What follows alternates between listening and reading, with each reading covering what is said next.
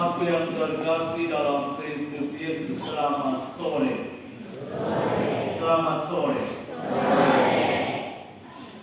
Seperti saya katakan pada awal tadi, 9 bulan anak ini disiapkan di dalam gereja itu. Hitung dari sekarang. Sudah Januari, sudah hampir habis ya. Hingga Februari, Maret, April, Mei, Juni, Juli, Agustus, September. Lagi 8. Babi-babi harus siap di-scan dari sekarang. Baik, hari ini misa pembukaan persiapan komuni pertama bagi anak-anakmu ini. Dan saya mengambil Injil hari ini tentang Yesus dipersembahkan di bait Allah oleh orang tuanya. Saya ulangi lagi. Yesus dipersembahkan di bait Allah. Di bait Allah. Pasti kita bertanya, Yesus ini sudah anak Allah, orang suci, orang kudus, orang benar. Kok tiba-tiba dipersembahkan di bait Allah? Kan aneh. Saya bertanya-tanya, kok bisa? Anak-anak, saya bertanya-tanya, kenapa seorang anak Tuhan kok dipersembahkan lagi di bait Allah? Itu kan aneh sekali.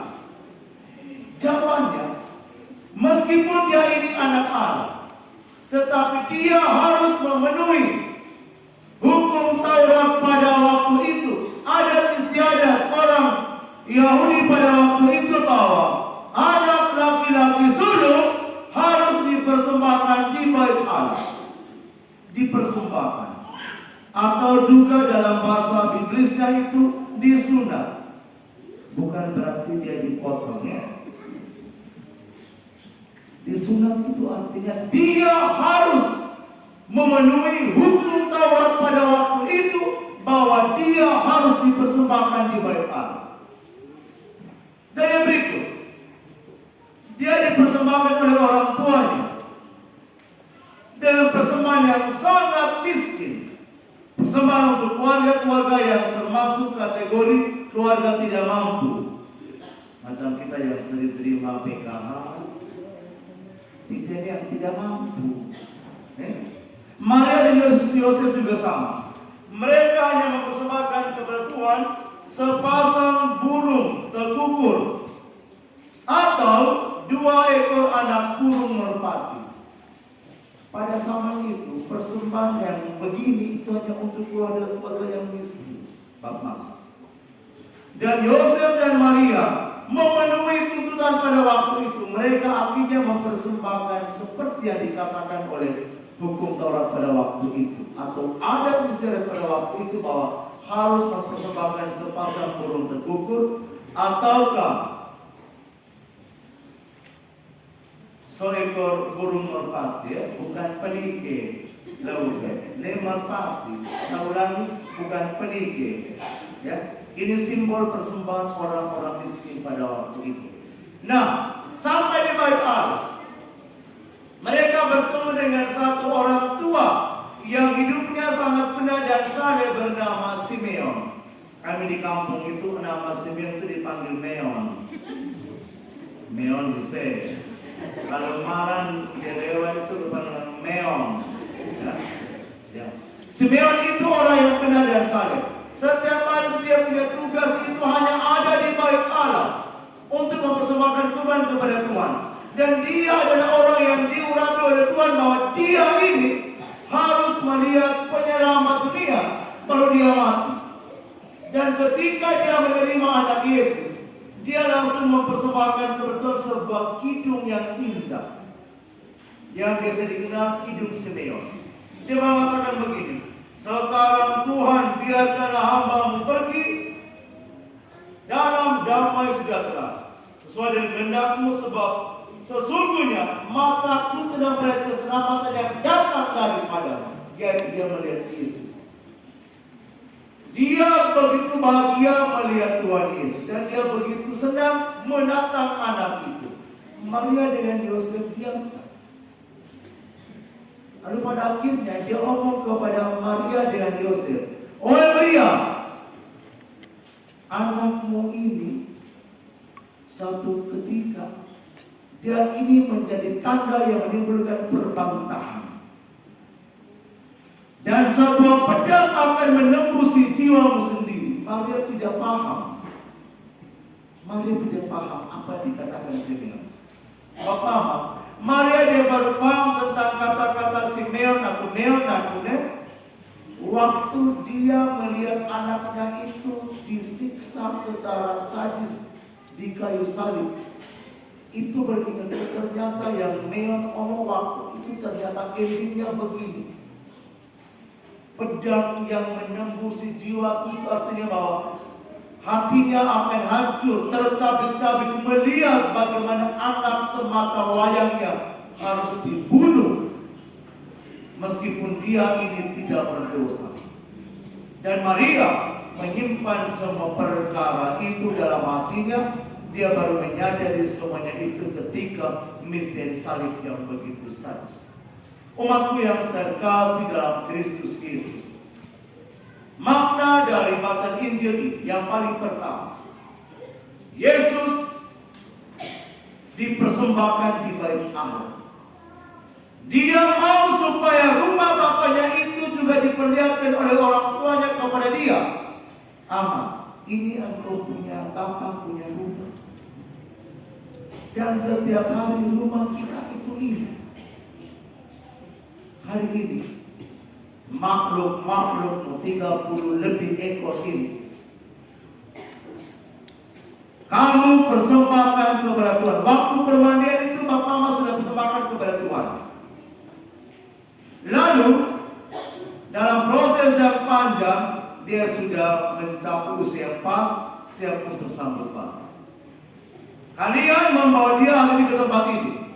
Itu artinya bahwa kalian juga mau memperkenalkan kepada anakmu bahwa inilah rumah Bapamu yang di surga. Inilah rumah kita.